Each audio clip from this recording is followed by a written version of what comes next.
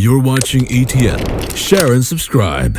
Hey guys, welcome to Entertainment Talk Nation. This is Rob. This video we're going to do my review for Spider-Man Far From Home.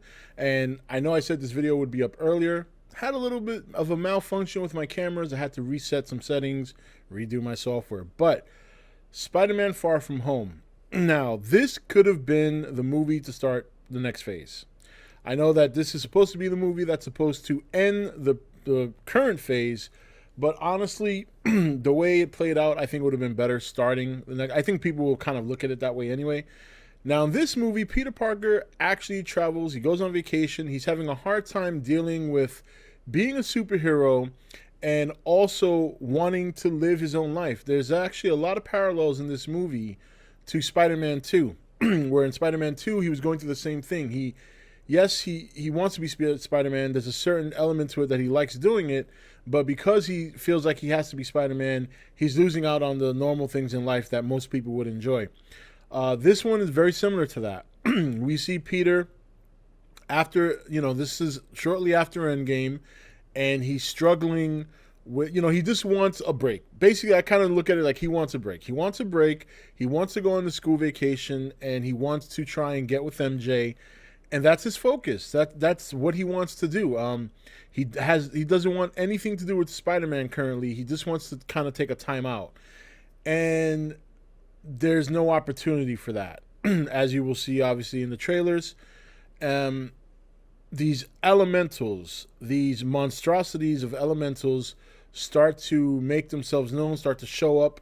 And Nick Fury obviously summons Spider-Man to answer the call. And while doing that, also teaming up with Mysterio, played by Jake Gyllenhaal. And Mysterio is a great character.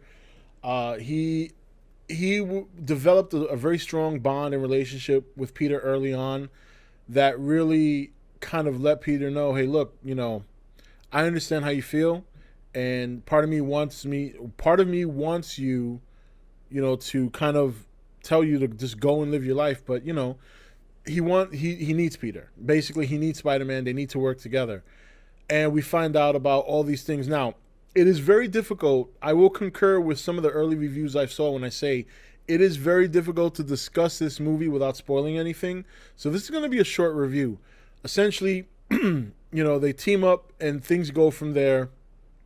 Different parts of Europe where these elementals are popping up, and Mysterio and Spider-Man are teaming up to take them out. Now, I'm going to stop there with the plot, and I'm going to get into my thoughts and my feelings on the movie. Out the gate, the positive thing, because I really only have one critical thing to say about this movie, but it's pretty heavy, and it's just how I feel. But in terms of positives, it does a really good job of developing Peter more, the character. While there's some elements that are very similar to Spider-Man 2, it does stand on its own. So you see a different take on him. My cat's knocking stuff down. You see a different take on Spider-Man in terms of how he's dealing with being Spider-Man and dealing with real life. And it's different enough in Spider-Man 2 that it doesn't feel like a copycat. But it's still a road we've been down before. So I will say that. Now, if you're a huge Spider-Man fan, there's going to be a lot of things in this movie you may not like. Because I'm a huge Spider-Man fan, and there are some things in this movie I did not like at all. Some of it will have to do with Mysterio. Other things will have to do with the end result of Endgame in terms of how it's affecting the world. In particular, Peter and his relationship with Tony Stark. I'm going to end that there, and I'll get into spoilers on that in the spoiler review. However,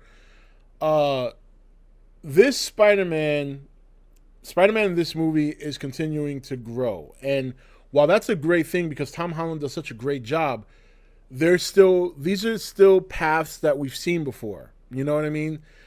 While there's new eye candy that is, I want to say, clouding the premise. You understand what I mean? Like, in other words, you're seeing a totally new Spider-Man, but behind the curtain, the progress is very much the same from the Sam Raimi series. And, I get that. I get that Spider-Man from being a high schooler transitioning out of high school into college and then further on in life, I know that that early portion of Spider-Man is very, very engaging. It's very interesting. It's very compelling. It's one of the best elements of Spider-Man. If you just kind of go in a little bit dead in the head, you won't really notice the parallels between the Sam Raimi movie and this one. Or you may not care, you know, and to some extent I didn't. It was such a good movie that I didn't. I guess what I'm saying is I'm hoping that we're going to progress beyond this at this point. Because if this series is only going to be a 3-movie series and we're going back to Sony, or if they're going to continue developing Spider-Man in the series because he's so young, I'm hoping we get beyond this stagnant point in the Spider-Man series. Because when you look at the Raimi series, when you look at the Amazing Spider-Man series, and now you're looking at this one, the premises are for the most part the same. The execution is very different. The eye candy is a lot better now.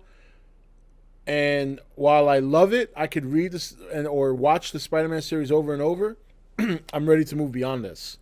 Now, that's not saying the movie's bad. That's not me criticizing the movie per se. That's just me expressing my wanting for the movie to in hopes of the movie getting past the point of Peter Parker High School College kind of deal. So, also, if you're not into tween love, may not like the movie either. There's a bit of that. I mean, that is his goal. Another thing that very much parallels the Sam Raimi series is the tween love. Makes it very clear. Now, that doesn't mean you're not going to get Spider-Man action. That doesn't mean that you're not going to get great Spidey moments, because you are.